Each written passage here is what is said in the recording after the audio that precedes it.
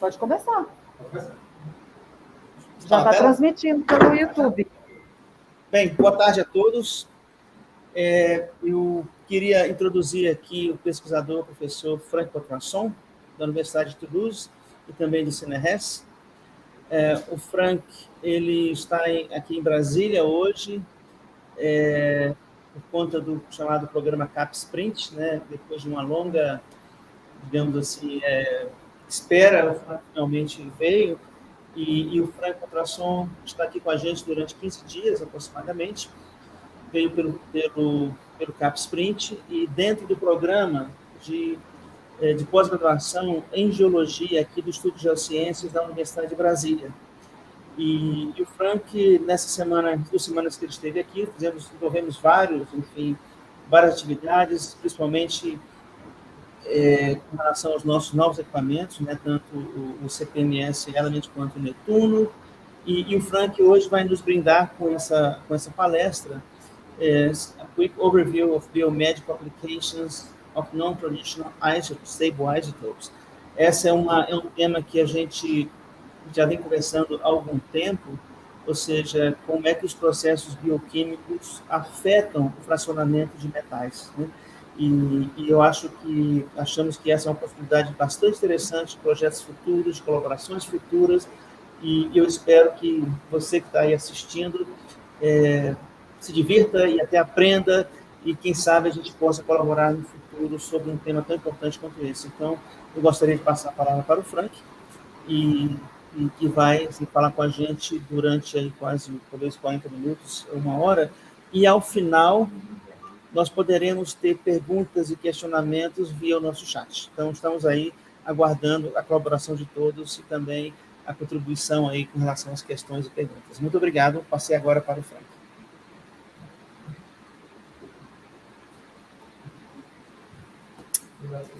Thank you very much, Roberto, for the introduction. So I would like to thank Prof. Roberto Ventura Santos for making this event possible, as well as with the help of the CAPES Print program. So as he said, I will give you a quick overview of biomedical application of non-traditional stable isotopes. So in other words, what geologists, a special type of geologists called isotope geochemists, can do in the domain of biology and biochemistry. The thing is that this is a field that is relatively new, but as you're going to see, there are already some very interesting applications that really show that we need to go further into this domain. So we will start very lightly and quietly about the definition of an isotope. I wasn't sure about all the audience. So as most of you know, the isotope geochemists know atoms are with the same number of protons, but a different number of neutrons. These are the isotope, and I'm using, especially for Roberto, the example of carbon isotopes that he knows a bit, I think. And so carbon-12, carbon-13, and carbon-40 all have the same number of protons, but they have different number of neutrons, and therefore they have similar chemical properties, but different masses. As you know, carbon-14 is a radioactive isotope, and the 2 others are stable isotopes, which are the ones that we usually use to study mass-dependent isotopic fractionation. If we go back into the 18th century, when people were discovering elements, they didn't know that at that time, but in fact, they were comparing elements having different number of protons, and they gave them different names because they had different chemical and physical properties. For example, why oxygen is different from lead or copper or carbon. By the turn of the 20th century, with the discovery of isotopes, the people found in the beginning that they had similar elements having slightly different masses, but with the same chemical and physical property, and they call these isotopes, so just different number of neutrons. But as you're going to see, and as the analytical method are improving, we now use the fact that, in fact, they have slightly different physical and chemical properties due to their slight mass differences, and this is a property that we are using to, for example, study the source of an element or to study the chemical reaction it has been through in the sample we are analyzing. And then by the turn of the 20th century, there was a new revolution, which is mostly of analytical nature, with the advent of a new type of multi-collection plasma source mass spectrometer. And then besides what we call the traditional stable isotope of hydrogen, carbon, nitrogen, oxygen, we can also add sulfur. We can add, removing the elements that are crossed by a red bar here because they are monoisotopic, so there's not much isotope geochemistry we can do with them. We add to the list about 60 elements that can be used to do isotope geochemistry. So clearly, this is a new world of investigation that is opening up. So in this presentation, I will begin first with a classical example of carbon isotope tracking stomach infection that you might know already. Then I will dwell on calcium isotope used to evaluate bone mineral balance, that is, whether you lose bone or whether you produce bone. Then I will move on copper isotope that seem to tag cancer with negative outcomes. This is something found by colleagues in Lyon. And then I will finish with a fourth example on zinc isotope to study the brain of mice developing the Alzheimer disease. So 4 different fields, quite different, but that all have in common to be using the stable isotope compositions. So first, the classical case with traditional stable isotopes of carbon.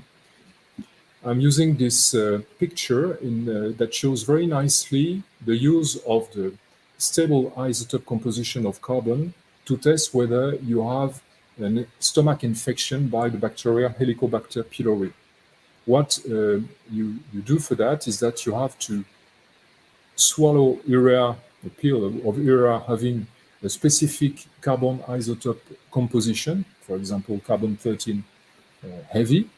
And then if you don't have the bacteria, you just digest the thing and nothing happens. But if you have the bacteria, it will decompose urea, therefore leading to bicarbonate in the bloodstream, and this bicarbonate will be enriched in carbon-13. And then this bicarbonate will be transformed through the lung into CO2 that you're breathing, and that will be also enriched in carbon-13. So if you have the bacteria, you will breathe a carbon having a heavy isotope composition, and then you give this result to your medical doctor that will give you the right treatment, and then you will get rid of this bacteria. That's a classical example that maybe some of you already had this test, but that's a very nice example on a successful application of stable isotopes. I took this illustration from a commercial website, Biomedical Health, and because it shows very nicely the process, but maybe you've noticed that there is a mistake in this slide, because they report the ratio as carbon-13 over carbon-14, which I think is wrong. That's because, as I told, carbon-14 is a radioactive element, and that's more likely carbon-13 over carbon-14, carbon-12, sorry. Okay, let's go for the non-traditional stable isotopes of calcium. This is work that has been investigated since at least 20 years. So this is not something new, but it is a very promising piece of work. The issues at stake are twofold. First, this relates with space traveling. Maybe you know that astronauts that can lose in half a year a third of what a non-space traveler would expect to lose in a lifetime in terms of their bone mass. So this is really significant, and you have to be very careful about that. Particularly because if once back on the Earth, you can rebuild part of your bone, the outer sections of the bone, it's very complicated to rebuild the inner fraction of the bones. So it's better not to lose it. And the other issues is osteoporosis that, as you know, can become a significant health issue beyond 50, particularly for women. So this is something we need to track and treat as well. I should first remind you that calcium isotope are 6, with varying abundances. And typically, people doing isotope geochemistry with calcium use calcium 42, calcium 43, and calcium 44. And I'm using this to introduce the delta notation, which is simply a notation by which, for example, calcium 44 over calcium 42 of the sample is compared to calcium 44 over calcium 42 of the standard, or any sample you want to compare your own sample with. And therefore, if your sample is enriched in calcium 44, this quantity will be positive, and therefore the Ca44 calcium will be positive, it is in per mil. And we'll say that it has a heavy calcium isotope composition. In the opposite, as you understood, if we are depleted in calcium 44, this ratio will be negative, and therefore we'll have a negative delta value, and we'll say that we have a light isotopic composition relative to the reference material. I will use a lot this expression of heavy and light, so it's better to introduce it at this point. So before, our colleagues from Berkeley, who were the main investigators working in this domain, first evaluated whether there was any change in the trophic chain, as this is the case, for example, for nitrogen, for zinc isotopes, and for calcium isotope as well. There is a trend that is, as you go through the trophic chain, you tend to enrich the bodies in light calcium isotopes. That's something to keep in mind. So that means that depending on what you eat, you will have a different calcium isotope composition, like, again, nitrogen. Another important piece of information that they found is that if you compare the bones of all those animals, they tend to be isotopically lighter compared to the soft tissues, muscles, blood, and so on. So, and the other important piece of information that they report in this diagram is that there is a systematic shift of minus 1.3 per mil between the calcium isotope composition of bone with that of the diet. So again, the diet plays a role into your calcium isotope composition. Another important thing to keep in mind. So, to summarize things, since calcium is mostly stored in bones at about 99%, and bone calcium is isotopically light, as we've seen, a bone gain loss should be visible isotopically on the calcium excreted by the body, mostly through urine. So a bone loss will lead to a lighter calcium that is excreted, and a bone gain will lead to a heavier calcium that is excreted. So let's try and let's see what it gives. And this is what our colleagues from Kiel did about 10 years ago, and they did a time series of the urine calcium isotope composition of a young boy. And you can see it is somewhat scattered, maybe because you cannot control its height very easily. You know, they always want sweeties or things like that, never mind. And you see it tends to be quite heavy overall compared to this older woman who has a more stable calcium isotope composition in her urine, but that is isotopically lighter compared to the boy. So of course it is tempting to conclude that the boy has a heavy calcium isotope composition because it is growing, and therefore it is producing bone, whereas the older lady has osteoporosis, and therefore she was losing bone. To provide a more quantitative approach to this finding, they produce something isotope geochemists like very much, which is a box model in which you try to have an idea of all the isotope composition of the different compartments of the body, as well as the fluxes among them. And they found this graph in which, indeed, you can say, depending on the isotopic composition of your urine, whether you are gaining bone or whether you are losing bone. But a very important piece of information is that this typical calcium isotope composition will depend very much on the individual because it depends on their diet. So that means that this kind of work is more likely to be suited if you do a time series of somebody to which, for example, you apply treatment and see how this person is reacting to this treatment. For example, if you have osteoporosis and we give you a treatment for that, we could see the evolution of your bone loss or gain. And this is something that was done by our colleagues from California again. They were working on the people subjected to bed rest to simulate low gravity conditions. So that's a very nice work. You just stay in bed for several weeks. Actually, it should be a nightmare, but well, it's to anyone's taste. And if you are asked to stay in the bed without doing anything, the good surprise they had is that very quickly they could see significantly light calcium isotope composition in the urine of the subject, and therefore we could see very quickly that the calcium isotope was tracking bone loss. On the other hand, if you ask them to do exercise to fight against this bone loss, you can see that they no longer lose bone. And if you give them a treatment to avoid this bone loss, it's even stronger, since you can see that you have a bone gain. In this case, they were given alendronate. And the other interesting information is that if we compare calcium isotope to biochemical markers of this type, it seemed that the calcium isotope were much more sensitive than those biochemical markers that showed nothing. And the most reliable marker that was available so far, which is X-ray bone mineral densitometry, detected the effect only 17 weeks later, so towards the end of the experiment. So this shows that the calcium isotope is a really promising approach to study the evolution of the bone mineral balance. To confirm this work, they did a new series of experiments more recently. This was done by colleagues from the University of Arizona.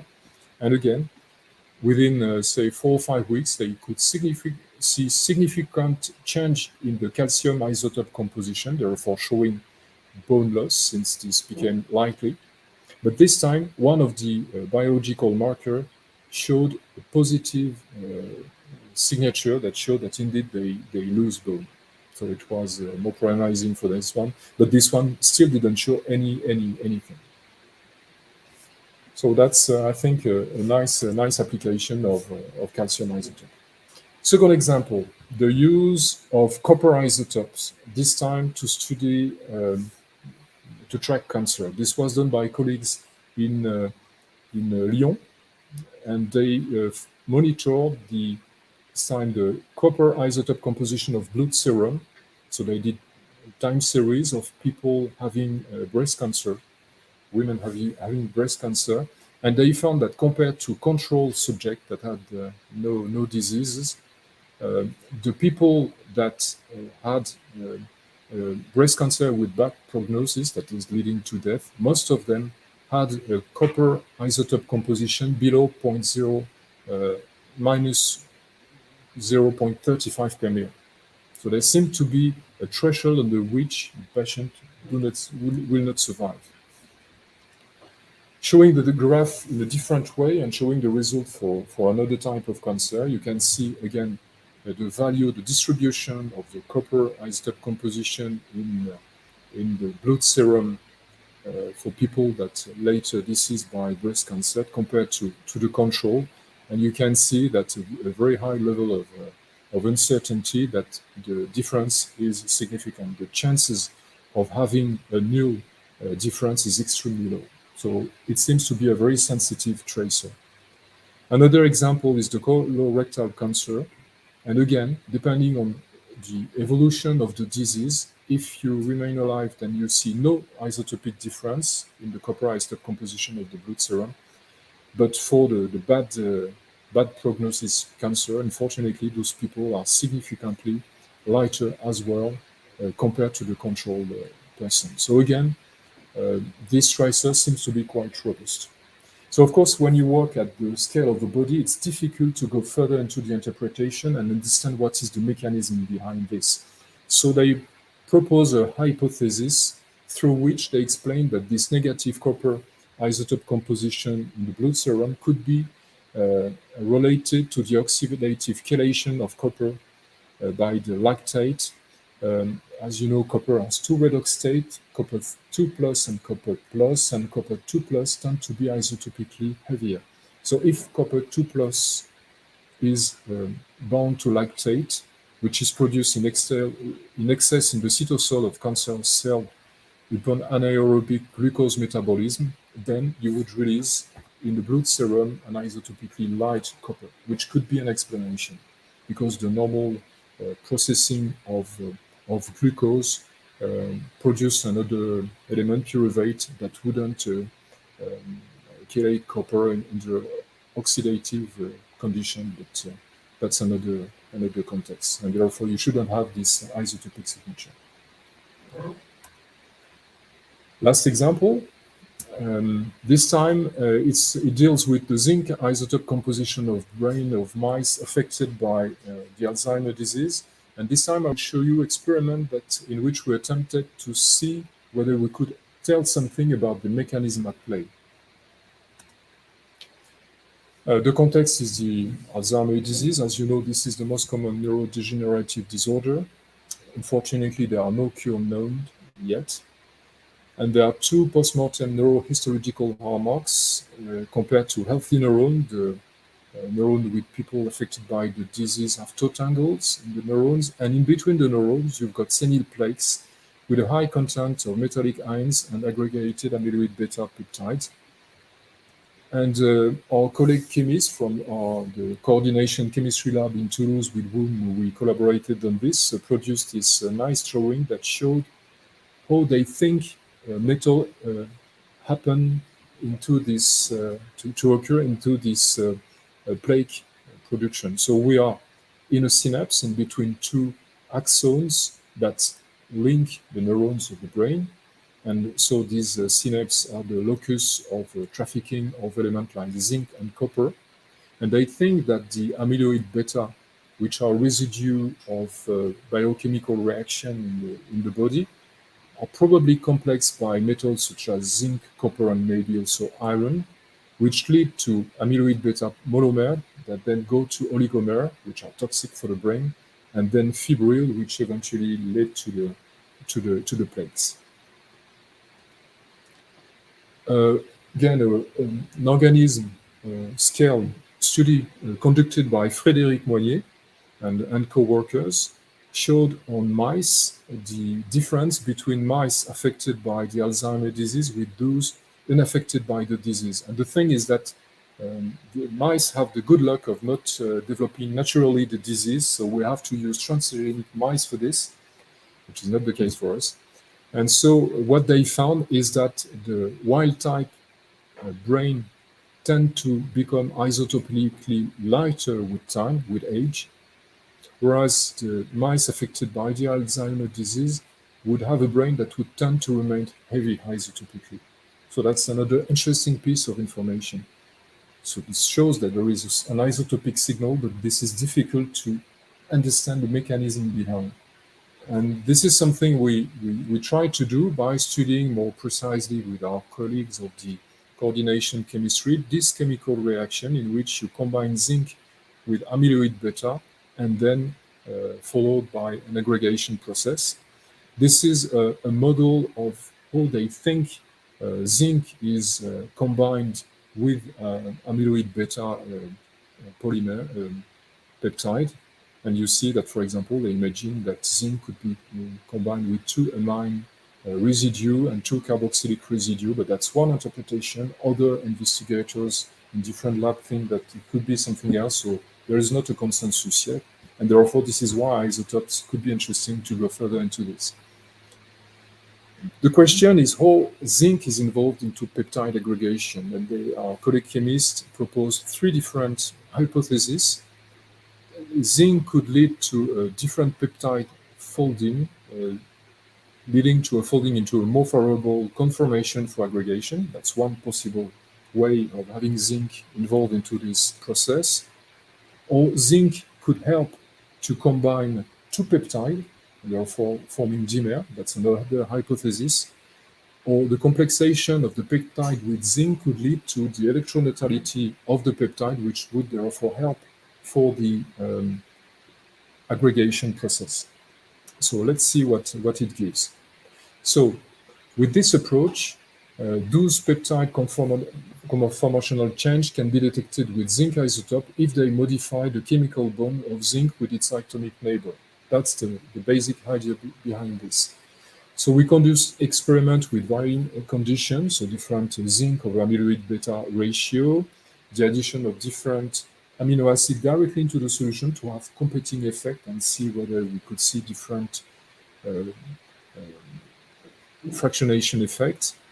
And if after the aggregation process we are capable of separating the peptide from the supernatant, be able to tell something.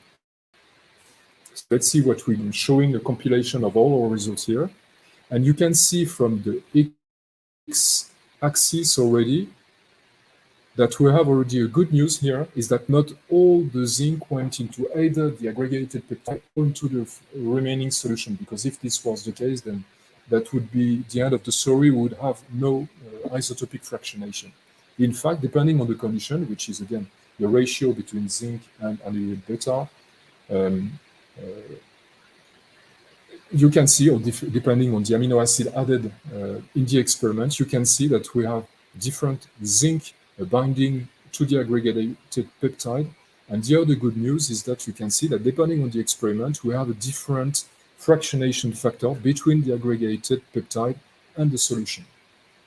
Another interesting information here is that, of course, you have to be sure that your experiment can be reproduced. This is very important in science. And we can see that for this experiment that was duplicated, this experiment that was triplicated, this experiment that was quadruplicated, in all cases, we got the same answer within uncertainty. So that's good news, and it means that we can trust our experiment. And you can see another interesting information is that the experiment with aspartate added or histidine added show within uncertainty no difference in terms of the zinc isotope fractionation factor. So it means that we can consider that we have a constant isotopic fractionation factor, always the same mechanism. Maybe here we've got slight difference, but if you look at the error bar, it's very slight, but we can get around this with a relay process in a closed system. On the other hand, if you look at the experiments with glutamate added, you can see that depending on the conditions, we have an isotopic fractionation factor ranging from about 0.25 to 0.15 nearly, meaning that the aggregation process evolved through time and through the experiment, not through time, sorry, through the condition of the experiment. So we are really capable of seeing the different condition of aggregation. And the last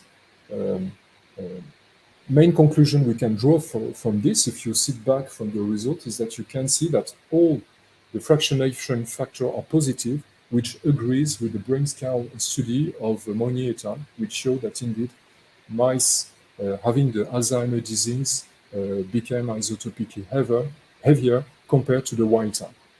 So that's another interesting confirmation of the brain scale experiment.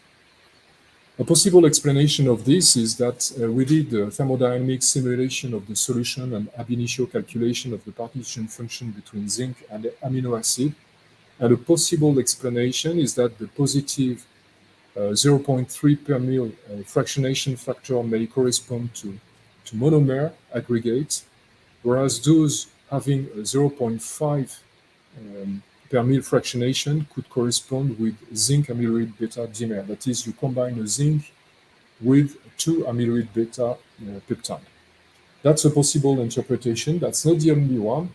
I should say that this is a work in progress because we are debating with our colleague chemists. They think otherwise. So this is science ongoing.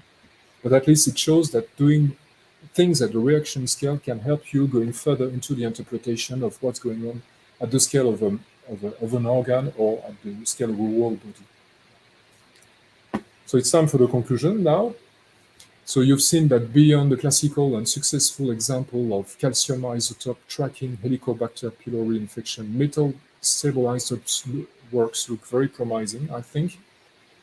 You've seen that calcium isotope in urine are an isotopic tracer very sensitive to bone gain loss, and it is proposed to monitor osteoporosis response to treatment. This is something that could become available in the future. We've seen that copper isotope in blood serum show a conspicuous typical negative isotopic composition for certain cancer with a negative outcome. There is a certain threshold. And that's certainly something that would be worth exploring further. And lastly, we've seen that zinc isotope in the brain of mice developing the Alzheimer disease remain heavy with aging, in contrast to healthy mice. And we've produced aggregation experiment that may provide a mechanistic explanation for this observation. So the main conclusion of this is that I think you would agree that this is a vast domain that is just commencing to be explored, and there are many, many more things to do in the future in this domain. Thank you for your attention.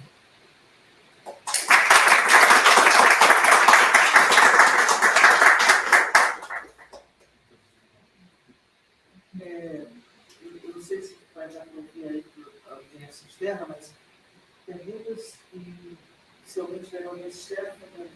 I think the idea is that for those who are in the room can ask directly their questions, and for those who attend remotely to this presentation can ask the question by a chat, and then Fabiana will tell us the questions. In case someone has a question, Yes? I can translate them. Yes? Thank you. But for now, we have no questions online. So Okay, you can have go. any questions? Perguntas? There's already some studies maybe I think if we want the people following remotely your question, you need to go there and ask a question there. So if you could come, please, because you need to be there. Otherwise, they won't be able to understand you. Sorry for that. Yeah, that's good. So that everyone can hear you. No, you just need to speak. Eu posso falar do que eles vão. Você pode falar. You can see. Yeah. No, my question is if it's already some study that demonstrates that stereo effects on chelation could affect the isotope ratio of these metals, especially zinc, since you said like the complexation on the mechanism complexation of beta-lactams into the zinc could alter the isotope ratio. So if there's for other metals that the formation of this complex could alter the isotope ratio. Yes. We'll answer to that. Yes, indeed. For the copper isotope, I gave the example of the redox state. For example, copper 2+ will be isotopically heavy than copper plus if there are any K-Buran in solution, for example, because one is being chelated by a specific molecule. And for the zinc, this is the same story. In fact, to base our interpretation, we are looking at experiments in which the people found that depending on the coordination chemistry of zinc, or zinc is only monovalent, but depending on the atomic neighbors and the stiffness of the relationship between zinc and its neighbor, you will have a different fractionation factor between two species. And the thing is that we did a lot of ab initio calculation, and before us there was the work of Fuji, Moignier, Alvarez, who did those calculations, and this is on this basis that, for example, they interpreted the copper isotopic copper isotope work as well. And that's how we interpreted our zinc isotope work as well. So yes, we need a background geochemical information for those interpretations. You're right. Okay, thank you. No questions?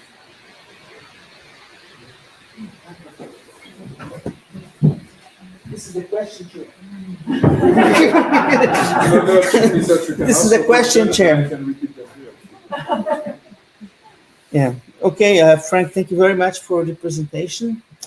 And my question is regarding the difference between copper and zinc in this kind of system. You have already mentioned that copper depends much more on, let's say, whether you are reduced or oxidative environment. So do we expect that copper to have larger fractionation, which means that maybe easier to see and detect this kind of variation? So why not, let's say, put more effort on copper than zinc, for instance?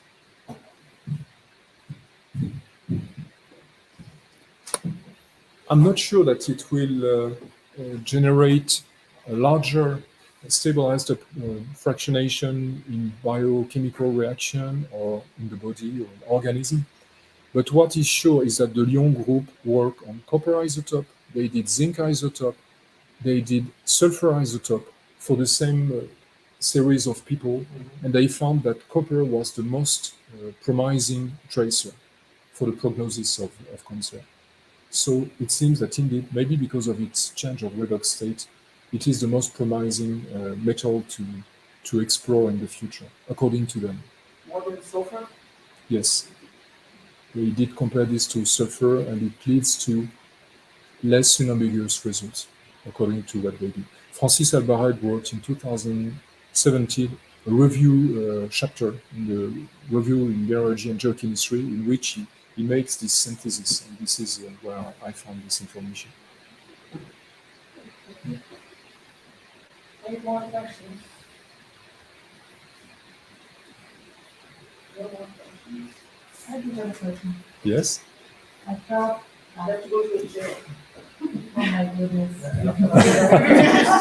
Wait a minute, I think I am online now because I have the link. She's the master of computers. So one of the points that I thought were the most interesting for me, and I think it's the one that maybe it's underway to be applied to the study or to treatment in patients with osteoporosis. Yes. This is the most Is the advanced one. calcium, yeah. So I was actually wondering how far have you gone with these relationship with the pharmaceutical companies or with hospitals and. That's a very good question, actually. This is not my work. This is the work from the people from the University of Berkeley or the University of Kiel. And without telling you any secrets, one of them tried to set up a company precisely to propose this to hospital, to medical doctor, this approach to monitor osteoporosis, because indeed it seems to be a very sensitive approach, particularly combined to bone densitometry by X-ray approach, X-ray imaging. And in fact, we found that even though you can show those kind of results showing that this is a much more sensitive approach, in fact, he's facing a kind of fear by the people who are doing, for example, bone densitometry, that are afraid to lose their job. Oh, I see. So you have to convince the people for that as well. You know, people are used to a certain approach, and when you bring something totally new, you have to find a way to convince the people that your approach won't take their jobs, that this is a complementary approach. The bone densitometry is the golden reference, but at least with this approach, maybe you can see things earlier, and therefore adapt the treatment more quickly. So this is the issue he was facing. There's some drawback, okay. So there is a human aspect in that as well. So, can you comment also on the technique and how difficult it is to measure calcium isotope and like urine samples for this kind of exam? It would be much more expensive also than the Well, what we have today. calcium is quite concentrated in urine, so there is not so much technical challenge associated with this, I would say, to this specific type of sample. But what I would say is that in general, calcium isotope measurement are not easy. The chemistry is not simple. Usually people use the double spike approach if you want to do that by thermal ionization mass spectrometry, because this can be done by this. But no, most people turn to plasma source mass spectrometry because the throughput is much higher, and you don't necessarily need to use the double spike approach, although I think most people use it because it is more accurate and more precise in this instance. Why do we not show iron isotopes in blood? In our work, right? Iron isotope in the blood.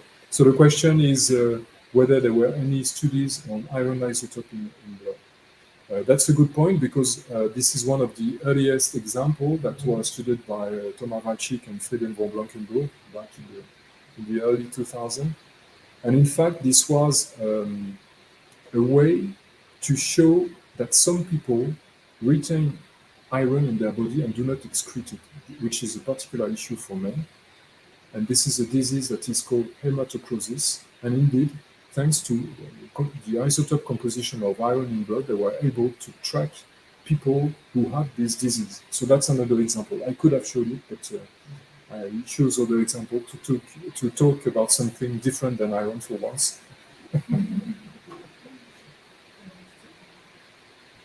Is that, I was also interested in these studies related to breast cancer. And I was wondering if there's, because it's pretty scary that. Sorry, maybe you switch off your microphone. Maybe you should switch it back again. It's switched off. Yes. Okay. So I was particularly interested in the studies about breast cancer and other types of cancer because it's pretty scary that there's apparently a threshold that needs to be passed for a person to basically have no chance of survival. Is that so? It is what they suggest according to their work. We should be careful because if you saw the number of individuals, it's for biomedical studies, it's quite small. So before we can say that this is really a real tracer, we should have many more examples. That's one thing. But I wouldn't call this as a negative. This is frightening, of course, but as a negative thing, because maybe this would help the medical doctors to say, okay, those persons really need to be treated urgently and seriously. And therefore, we should focus our attention on this person and try to develop new treatment in them. So, in a way, this is promising because at the moment, maybe it's not that easy to know what will be the evolution of your cancer. In here, maybe we have a way to trace it. So you can see both sides of things. Yes, this could be frightening, but on the other hand, this could help to focus more on those people to treat them. Yeah, it's pretty cool. Okay, Frank, very much. Again, if you take the audience, it'd be nice to just close. Please. Hey everyone, so no one has a question. However, oh no, wait a minute. Crisógono is asking a question. Can I? Yes, so his question is, would have a time limit to preserve calcium isotope signal to be used for forensic investigations? I missed some words. Yeah, so actually I'm just reading his question. Let me see. We have a time limit.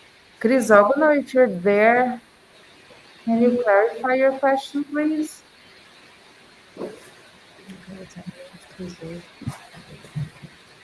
I will.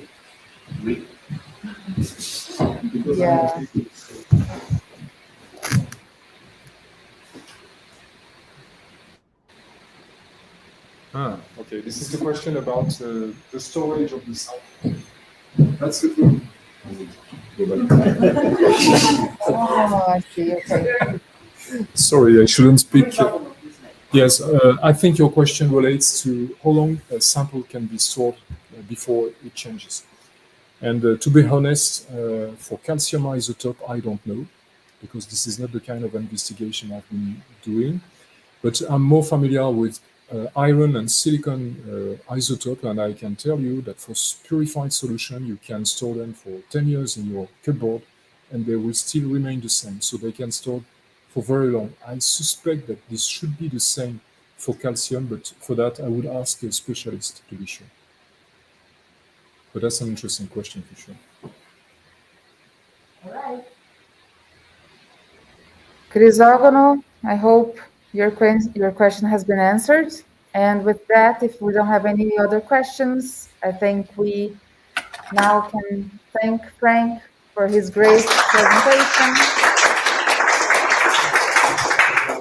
Thank you, everybody. We have an audience here at Thank you very Yeah. much for organizing this, Fabiana. That's very kind of you. Thank you, Roberto. Thank you for the presentation. Thanks, everybody. And I hope to see you guys on Friday because we have another presentation at Friday. I will make enemies because this is a bank holiday in Brazil. So. Yeah. All right. Crisógono is saying thank you. Thank you, Frank. That was very good. Goodbye, everyone.